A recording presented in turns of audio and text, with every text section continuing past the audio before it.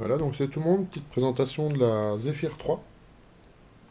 Donc elle est démontable. On a deux clés d'aile, donc une petite pour l'avant et une grande qui vient à ce niveau-là. Donc le tube en carbone est dedans. Voilà, je l'ai sorti. C'est du tube vraiment costaud, ça ne plie pas. Voilà, donc au niveau des logements, alors il y a pas mal de place. Donc il y a un grand logement à l'avant. Alors au niveau des mesures,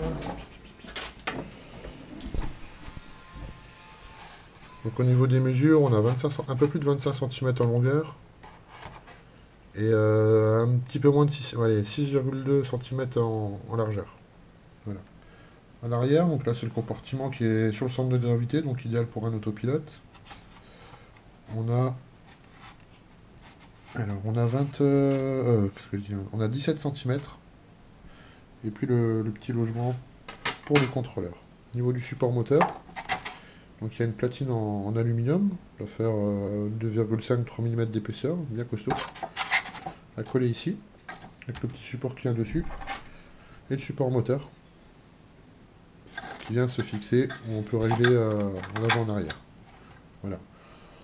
Ensuite, en sandwich, pareil, hein, là sur le côté, pareil en dessous, il y a des joncs en fibre de verre. Voilà, des joncs comme ça, qui seront collés, pris en sandwich, donc ça sera super rigide. Un logement pour l'émetteur vidéo, et puis un logement pour le récepteur. Voilà. Donc au niveau des ailes, on n'aura que le cerveau. Donc il suffira de ramener le fil du cerveau sur l'intérieur de l'aile. Donc là, on voit bien les gorges. La petite gorge à l'avant pour la clé d'aile et la grosse de l'arrière. Pour bloquer les ailes, il y a un petit système assez sympa. Petite pièce, c'est pas du Jedi, je me rappelle plus le nom, c'est mou. Donc on colle ça là. On colle ça à côté aile, à côté fuselage.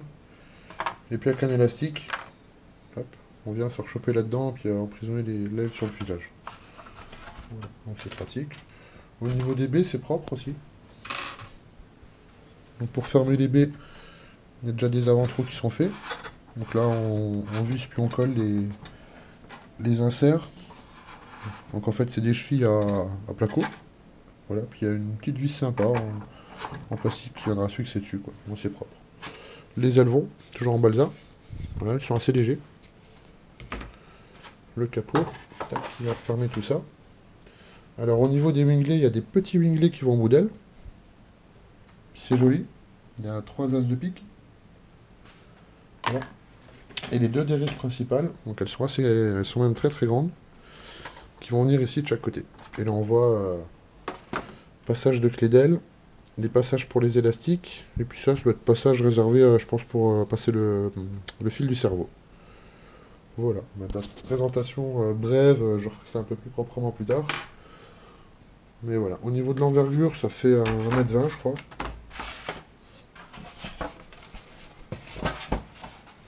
Voilà ce que ça donne, quoi.